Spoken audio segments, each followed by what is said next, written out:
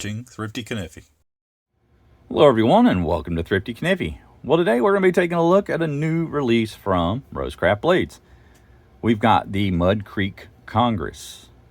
This is model number RCT028.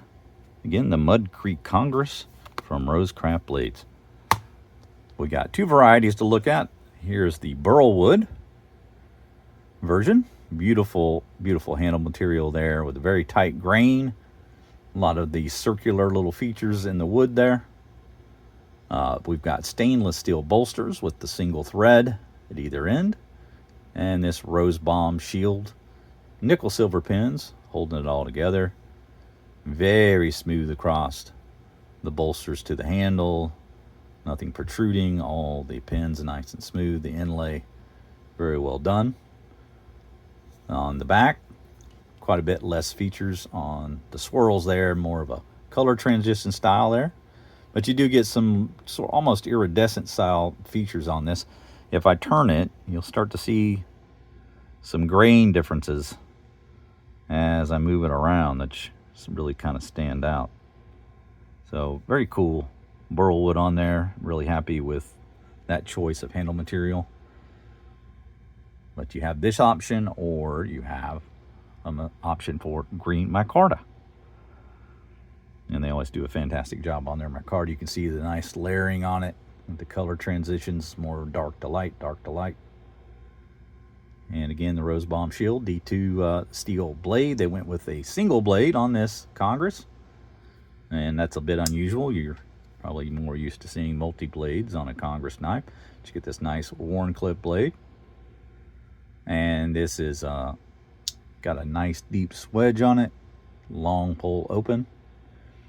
And then in the closed position, you can see that that long pull rides just above the handle. Easy enough to pull that open. I'd say about a 7 pull, 6-7 pull. And let's take a look at the tang stamp. Of course, RoseCraft stamped in on that side. Maker's mark on the opposite side. D2 steel. Model number again, RCT028. This is the LGM, the Micarta, green micarta.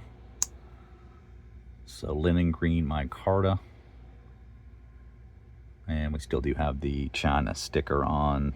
Whoop. Nope. Needs to be polished up. Kind of a residue of it still there. But it's a sway back design, and it's comfortable either position, whether you're using in a traditional fashion or in the reverse position, you know, like peeling an apple or something to that effect, or carving or whatever you have. But comfortable in the hand both ways. But it is sort of a sway back design.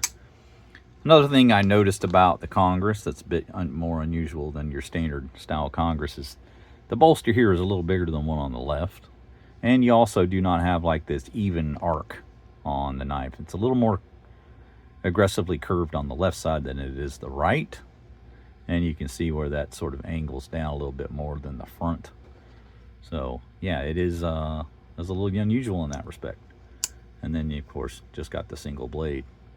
Now, most traditional Congresses will be even arced, and then you'll have 2, 4, 6 blades on it. Of course, this came to be made. I just recently learned that I think Rogers was the first to introduce the Congress to the United States, and they offered them up for sale to the U.S.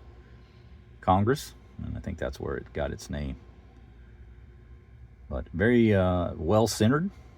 Construction on it is fantastic. You don't have any gaps, and it's got nice even spring in all 3 positions: the closed position, the half stop, and the open position. So very well made and very snappy. Got the stop pin, as most of these RoseCraft traditionals have. It prevents any blade wrap, and you're going to have a nice clean edge. This one maybe just a little lighter on the inside there, but otherwise a pretty clean edge, nice and sharp. Very nice point on it. This side just as good. Very clean edge right out of the box. So Andy's done another fantastic job on another knife pattern that he's kind of put his own little flavor on. And I think this is a unique way of interpreting the Congress. I'm going to have a slideshow coming up if you want to see some more close-up photos. Before we do that, though, make sure you hit like and subscribe if you haven't already. And I want to tell you about this slip that's been sitting over here in case you're curious. This is a new slip offering from the channel. I've got the TK logo on here. This was made by Music City Leatherworks. It's got his logo on the back, made here in the United States in Tennessee. The white stitching on it. I'm going to be offering these up for $25 a piece.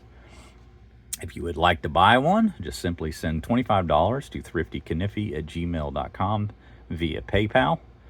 And make sure you include your mailing address, and I will send you one out. Now, there'll be limited quantities of this, so once I've sold out, I'll probably come in the next video and tell you whether or not I have any left. But right now I have 8 to sell. So there's 8 available, so that should last a bit. So there you go, the official TK knife slip. Pretty cool. Well, will definitely fit the Congress. Great knife for this particular pattern. So I want to introduce it with something that would fit, and I think this is a good combination here. Now, we'll fit abundance of others. A large Stockman, let's say. Here's one from Rough Rider. Fits in there really nice. So should fit a wide variety of knives that you might own.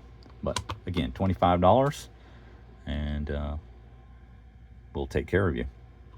Okay, on with the slideshow. We'll see you guys next time. Take care.